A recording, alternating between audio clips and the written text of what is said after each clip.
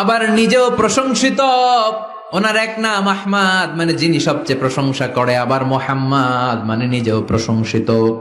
জান্নাতীদেরকে নিয়ে বিশ্বনবী যখন কিয়ামতের দিন বিচার শেষে জান্নাতের দরজায় যে কড়া নাড়বে, ওই দিন বিশ্বনবীর হাতে একটা পতাকা থাকবে। ওই পতাকার মধ্যে ওই শব্দটা লেখা, সূরাতুল ফাতিহার প্রথম শব্দ যেটা।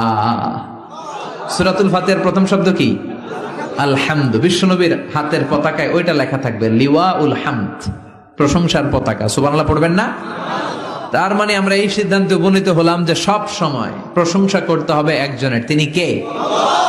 আল্লাহ বললেন আলহামদু আলহামদু লিল্লাহ। সব প্রশংসার মালিক হলেন আল্লাহ। কি সুন্দর নাম তার, কি মজার নাম। আলিফ লাম লাম হা, আলিফ লাম। সবাই বলেন আলিফ লাম লাম হা। আওয়াজ করে আলিফ লাম লাম হা। এটা কার নাম? আল্লাহর নামটা জপতে কেমন লাগে? হৃদয় থেকে এই গভীর রাতে আল্লাহর একটা ডাক দেন তো, বলেন আল্লাহ।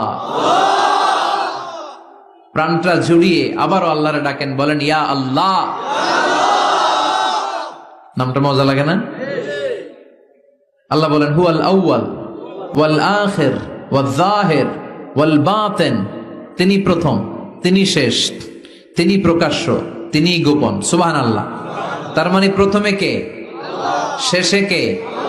প্রথমে আল্লাহ আল্লাহ, শেষেও আল্লাহ আল্লাহ, আকাশে আল্লাহ আল্লাহ, জমিনে আল্লাহ আল্লাহ। সবাই পড়েন, প্রথমে আল্লাহ আল্লাহ, শেষেও আল্লাহ আল্লাহ, আকাশে আল্লাহ আল্লাহ, জমিনে আল্লাহ আল্লাহ। নিখিল জাহান গায়ে গুণগান তার নামে গায়, আমরাও গাহি তাআলা হামদে বারি তাআলা, হামদে বারি তাআলা, হামদে বারি তাআলা।